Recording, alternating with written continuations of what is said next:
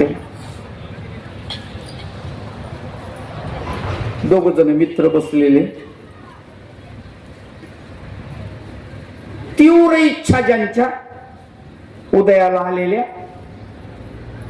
एक म्हणला उद्या मी पंतप्रधान होणार आहे. दुसऱ्या मित्राला उद्या माझी पंतप्रधान होण्याची इच्छा आहे, उद्या मी होणार आहे. पहिल्यानं मुस्कटात मारली एक त्याच्या.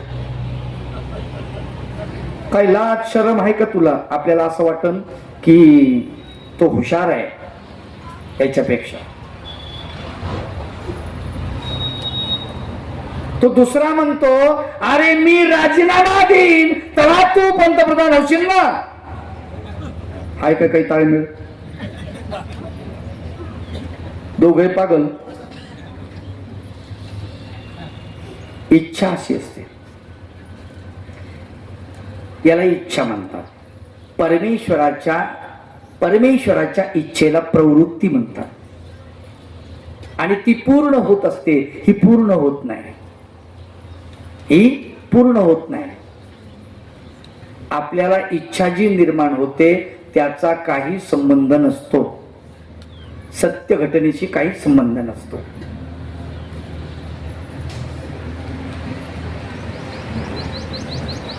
म्हणून इच्छा जी आहे ही माणसाला गर्तेमध्ये नेते, ही नरकाकडे नेऊ शकते.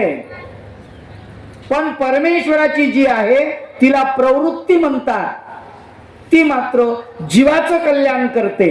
म्हणून प्रवृत्ती हा शब्द उच्चारलेला आहे. प्रवृत्ती झाली कृपाळा, अवतरोणी करीतो लीळा, त्या सवे परिवारांचा मेळा, चरित्र तयांचे. परमेश्वराला कृपाळू भगवंत, त्याला प्रवृत्ती झाली. कशाची प्रवृत्ती झाली? अवतार घेण्याची.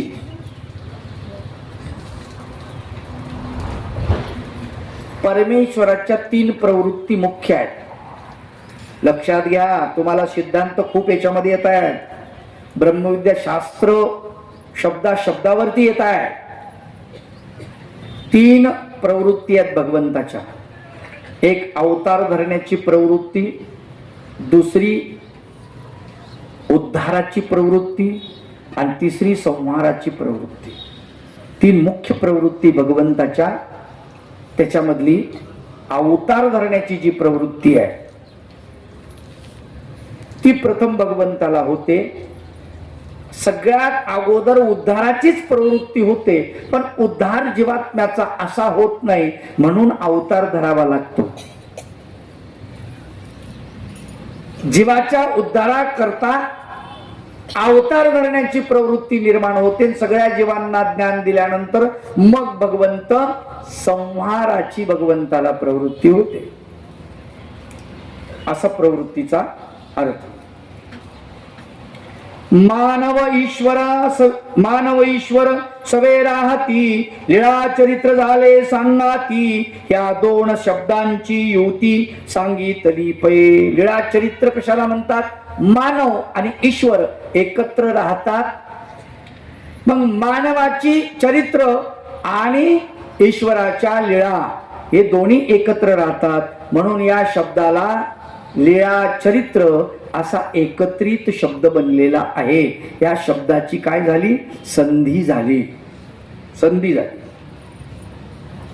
लीळा वैभव प्रगटला, स्रोतांचा वाटाड्या झाला, पूर्व काळात नीन तुम्हाला सत्य दाखविण्या.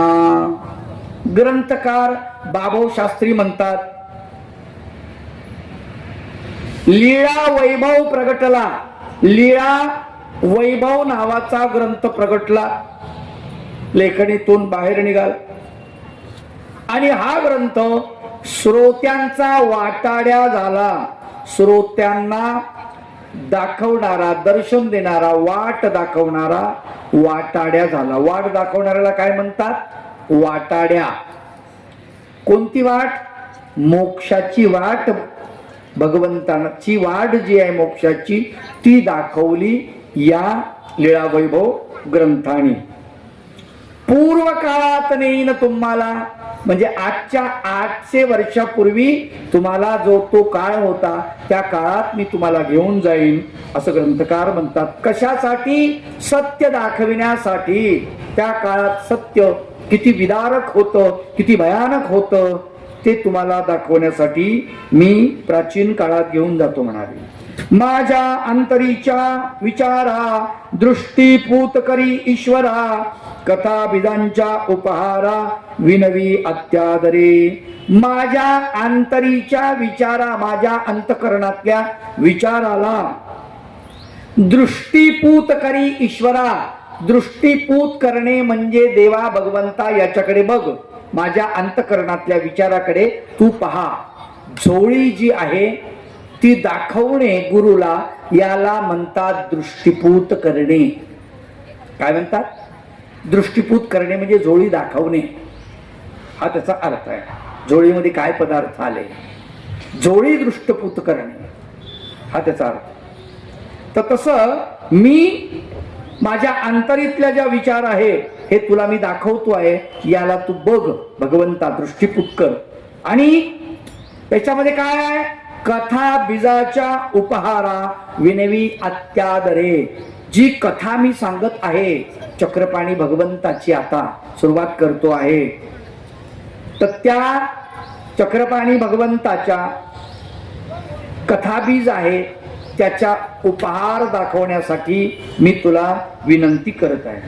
लीळांचे करुणी मंथन तुम्हास नवनीत देईन, श्रोते होतील आनंदमग्न श्रीहरी कृपेने. लीळा चरित्राचे करीन मंथन. मी काय करीन म्हणाले? लीळा चरित्राचे मंथन करीन. मंथन म्हणजे घुसळण. मंथन शब्दाचा अर्थ काय? घुसळण.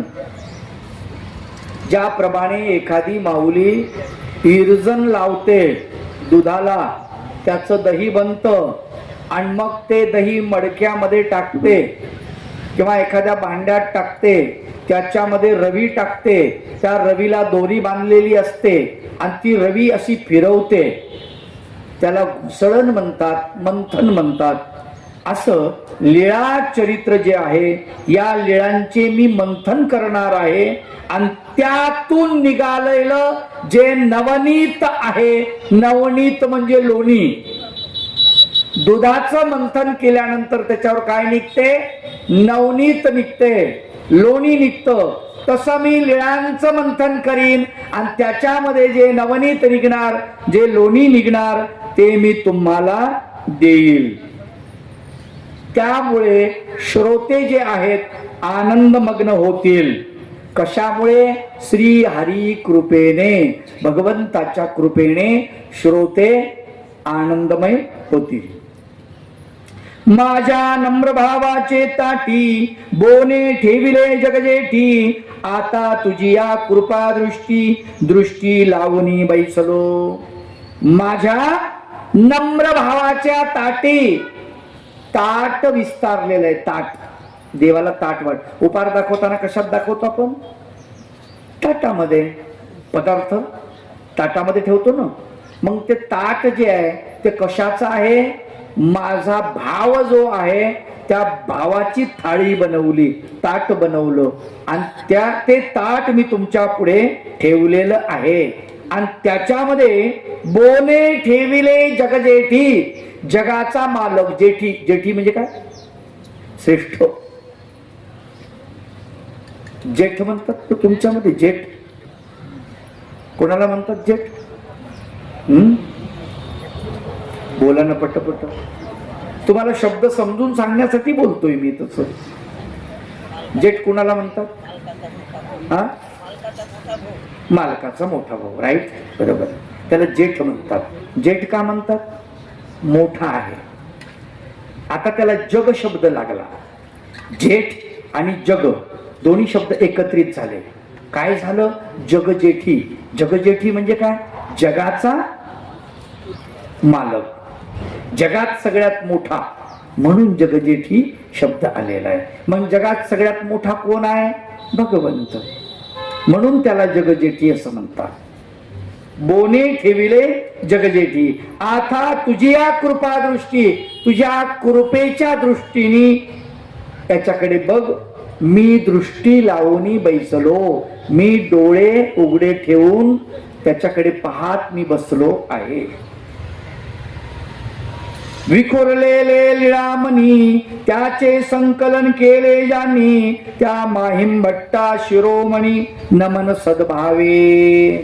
सगळ्यात अगोदर माहिमभट्टाचे उपकार आहेत ग्रंथकार म्हणतात. काय उपकार आहे?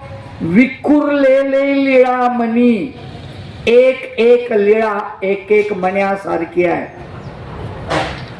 ह्या विखुरलेल्या लीळा ज्या आहेत, कुणाच्या घरी घडल्यात, कुणाच्या शेतामध्ये घडल्यात, कोण्या मंदिरामध्ये घडलेल्या आहेत, कधी एकांकात आहेत, कोण्या कोण्या भक्ताच्या घरी भगवंताच्या त्या लीळा घडलेल्या आहेत. मग त्या सगळ्या एकत्रित करण्याचं काम कोणी केलं? माहिमभट्टाने. म्हणून म्हणतात विखुरलेले लीळामणी ज्याचे संकलन, याचे संकलन केले ज्यांनी, याचं संकलन ज्या माणसानं केलं त्या माहिमभट्टा शिरोमणी. त्या माहिमभट्टाला शिरोमणी म्हणजे मोठा मणी, नायक मणी, हा मुख्य मणी जो आहे, या सगळ्यांना एकत्रित गुंफणारा तो माहिमभट्ट, त्याला मी नमन करतो. कसा नमन करतो? सद्भावे, चांगल्या भावानं त्याला नमन करतो. त्यांनी जर ते केलं नसतं तर आपल्याला हे वाचायलाही मिळालं नसतं, ऐकायलाही मिळालं नसतं. जे अमृताहुनी रसाळ, माधुर्याहुनी मधाळ, की स्फटिकाहुनी सोज्वळ चरित्र प्रभूचे.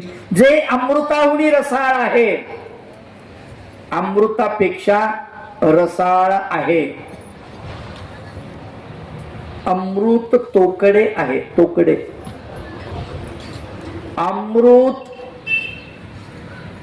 पिणारे माणसं अमर झाले. काय अमृत पिणारे काय होतात? अमर होतात. माणूस अमृत पिल्यानंतर अमर होतो, पण त्याच्या बुद्धीत फरक पडत नाही. बुद्धी तशीच असते, चित्त तसंच असतं भांडखोर. बरोबर आहे? विकारी, विकल्पी. चित्तामध्ये काही बदल होत नाही अमृतानं. माणूस मरत नाही हे बरोबर आहे, अमर झाला. पण अमर झालेली माणसं भांडणं मात्र करतात. देवांचे आणि आसुरांचे भांडण आहेत की नाही? सुरा असुरांचे. अमृतासाठी लढाई झाली ना त्यांची.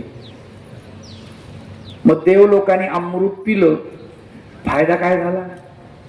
काहीच नाही. ते पहिलेच अमर आहेत. काय देव लोक पहिलेच अमर आहेत. अमृत पिऊन काय होणार? काहीच नाही. साधी गोष्ट आहे. टॉनिकची बॉटल आहे, टॉनिकची, आणि तुमच्या घरामध्ये आणून ठेवली कोपऱ्यात, आणि तुमच्या घरातला तरुण मुलगा आहे, धरली टॉनिकची बॉटल पिऊन टाकली. मग आता त्याच्यात लई मोठी ताकद येणार आहे का? नाही. अगोदरच ताकद आहे त्याच्यात, सुदृढ आहे. ती पिऊन काय फायदा काय त्याचा? टॉनिक कोणाला? जे मरतुकड आहे, ज्याला दम लागला, ज्याला भाकर जात नाही, भाकर खाताना ते असं नको मला, हे नको मला ते, त्याला टॉनिक, त्याला टॉनिकची गरज आहे. तर टॉनिक सुदृढ माणसाला देऊन उपयोग आहे का? तसं मग ते अमृत त्या देवता लोकांनी पिलं. देवता अगोदरच अमर आहेत. मग अमर असलेल्या देवतांनी अमृत पिलं, फायदा काय झाला का? काहीच नाही. हा, राक्षसांनी पिलं असतं तर कदाचित राक्षस अमर झाले असते, कारण हे मृत्यू लोकातले आहेत, म्हणून हे अमर झाले असते. तसं अमृताहुनी रसाळ आहे भगवंताचं लीळा चरित्र. ते म्हणतात अमृताहुनी रसाळ. अजून माधुर्याहुनी मधाळ. माधुर्य म्हणजे गोड. गोडी जी आहे ना, गोडी कशा कशामध्ये असते? मधुर असं मधाला म्हणतात. त्याच्याहून काय आहे, गोड आहे भगवंताचं चरित्र. मध किती गोड आहे माहिती आहे तुम्हाला?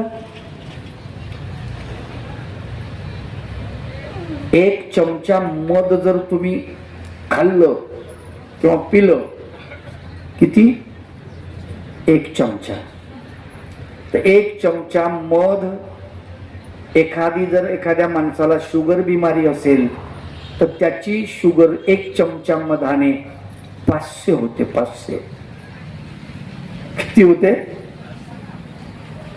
500 होते.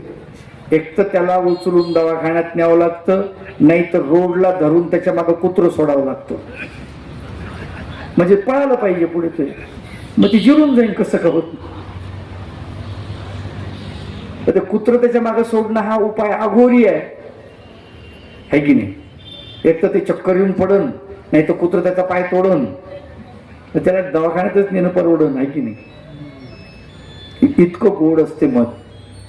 पण हे म्हणतात भगवंताचं चरित्र याच्याहुनी मधाळ आहे, माधुर्याहुनी मधाळ. जे अमृताहुनी रसाळ आणि माधुर्याहून मधाळ आहे, की स्फटिकाहुनी सोज्वळ. स्फटिक म्हणजे हिरा. हिऱ्याला किंमत काय माहिती तुम्हाला? हिऱ्यामध्ये पोकळपणा नसतो, बुडबुडे नसतात, बुडबुडे. हिऱ्याचं बारीक निरीक्षण जर तुम्ही केलं ना, त्याच्या आतमध्ये अनेक पाषाणामध्ये, चकाकी असलेल्या अनेक पाषाणामध्ये बुडबुडे असतात, रेषा असतात, आतमध्ये काहीतरी असतं. पण हिरा जो असतो त्याला आतमध्ये काहीच नसतं, म्हणून त्याला सोज्वळ म्हटलेलं आहे. आणि जर आतमध्ये एक बिंदू जरी असेल हिऱ्यामध्ये, त्याची किंमत 0. आलं का लक्षात? असू द्या हिरा, पाषाण तोच असू द्या, पण आतमध्ये जर डाग असेल त्याला संपलं, त्याला हिरा म्हणताच येत नाही. म्हणून स्फटिकाहुनी सोज्वळ. पण आमच्या देवाचं चरित्र जे आहे त्याच्यापेक्षा सोज्वळ आहे, हिऱ्यापेक्षा सुद्धा सोज्वळ आहे. आता नमीन अक्षरदात्या, ज्ञानदात्या, उपकार करत्या, प्रणाम सर्व गुरुजनात्या, ज्यांनी सन्मार्ग दाविला. आता नमीन अक्षरदात्या, ज्यांनी अक्षराचं दान केलं त्याला नमस्कार. अक्षर देणारा कोण आहे? शाळेतले गुरुजी अक्षर शिकवतात ना तुम्हाला. अननसाचा, आ आगगाडीचा, ए इजारीचा, ए इडलिंबूचा. त्यांनी अक्षर शिकवलं म्हणून तुम्ही चरित्र वाचले. त्यांनी अक्षर शिकवलं म्हणून तुम्ही ग्रंथ वाचता. त्याने अक्षर शिकवले नसते तर त्याचे उपकार आपल्यावरती आहे की नाही? आपण उपकारच मानत नाही. बेमान लोक आहो, बेमान. स्वामी चक्रधर महाराज म्हणतात, ज्यांनी भाजी कशी निवडावी हे सांगितलं त्यालाही तुम्ही गुरु माना. भाजी गुरु मानावा. किती कृतज्ञ आहोत आपण. आपल्याला गुरुजीने शिकवलं, आपल्याला आईने शिकवलं, आपल्याला बापाने शिकवलं, शेजारच्या काकूने शिकवलं. नाही, कोणी शिकवतं ना लहानपणी, असं नाही करू बाळा, तसं नाही करू बाळा. आपल्या हिताचं असतं ते. लक्षात आहे का आपल्या? नाही, आपल्या लक्षात नाही. कृतज्ञ आहोत आपण. ग्रंथकार अक्षरदात्याला नमस्कार करतात. किती उदारपण आहे. ज्यांनी अक्षर शिकवले मला त्यालाही नमस्कार. त्या अक्षरामध्ये तो अक्षर होता. कोण? अक्षर म्हणजे परमेश्वर. या अक्षरामुळे तो अक्षर कळला, अक्षर म्हणजे परमेश्वर कळला, म्हणून अक्षरदात्याला नमस्कार आहे असं सांगतात.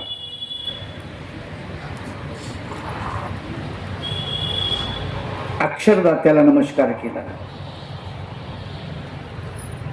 अजून ज्ञानदात्या उपकार करत्या, ज्याने ज्ञान दिलं.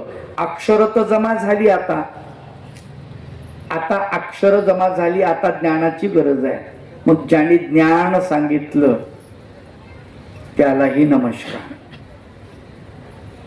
अजून ज्ञानाला लावणाऱ्यांनी जे उपकार केले, रस्ता दाखवला माझ्याकडे, त्याला निमित्त म्हणतात. निमित्त.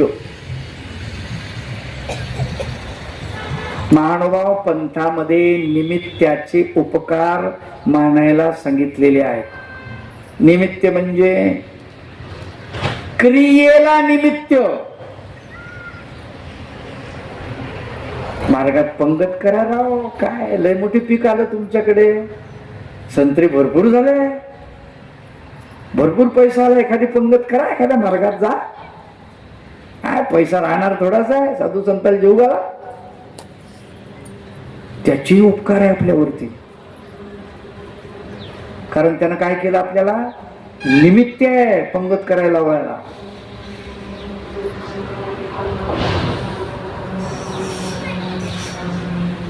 त्याचाही जाणलं पाहिजे.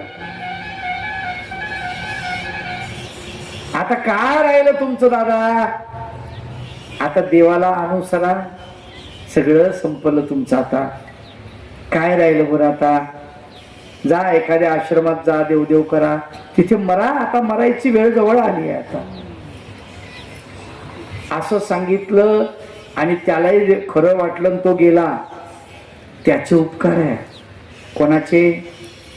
त्याची गाडी मधातच बंद पडली होती, त्यानं धक्का मारून स्टार्ट केली, दिली ढकलून तिकडं बरमार्गाकडं, त्याच्यामुळं चांगलं झालं, ते पोहोचलं ना तिथपर्यंत, नाही तर पोहोचलो नसतं. त्याचे सुद्धा उपकार आहे.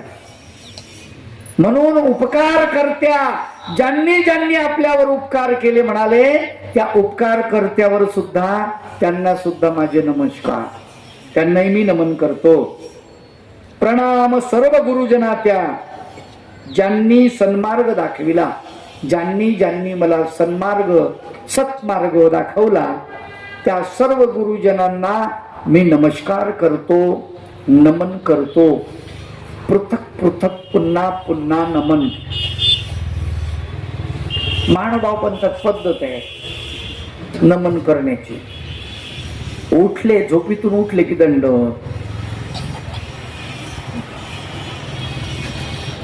जेवण करायले दंडोत, भिक्षेल चालले दंडोत, भिक्षवून आले दंडोत, आरती झाली दंडोत, दंडोत घातले दंडोत, प्रसव मोडला दंडोत, झोपायला चालले दंडोत, लघवील चालले दंडोत, लघवीहून आले दंडोत, संडासला चालले दंडोत, संडासून आले दंडोत. काय पागलपणा लावला असं वाटतं की नाही आपल्याला? वाटतं, बऱ्याच माणसाला असं वाटतं, येडे काम आहे असं कुठं असतं काय? कशाला दंडोत, कशाला दंडोत? अरे असा पुन्हा पुन्हा दंडवत केल्यानंतर पुन्हा पुन्हा तुमचं अंतःकरण नमन करते. तुमचा अहंकार तुम्ही दंडवताच्या माध्यमातून ठेचत आहात, दुसरं काहीच नाही. दंडवत करणे म्हणजे काय?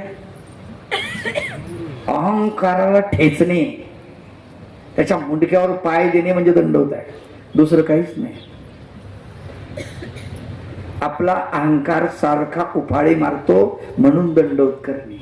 प्रश्न विचारताना सुद्धा दंडवत बाबा म्हणतात का?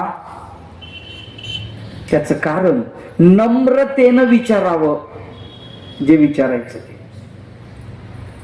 गोपालकृष्ण भगवंतांनी श्रीमद भगवद्गीतेत अर्जुनाला सांगितलं, असं विचारू नये म्हणले, ती पद्धत असते. तत्विधी प्रणिपातेन परिप्रश्नेन सेवया, प्रश्न विचारण्याच्या अगोदर प्रणिपात केला पाहिजे, लोटांगण घातलं पाहिजे आणि मग विचारलं पाहिजे. का कुठे एसटीत बसले आणि तिथंच प्रश्न सुरू, तिथंच चर्चा सुरू. काही अर्थ आहे का त्याला?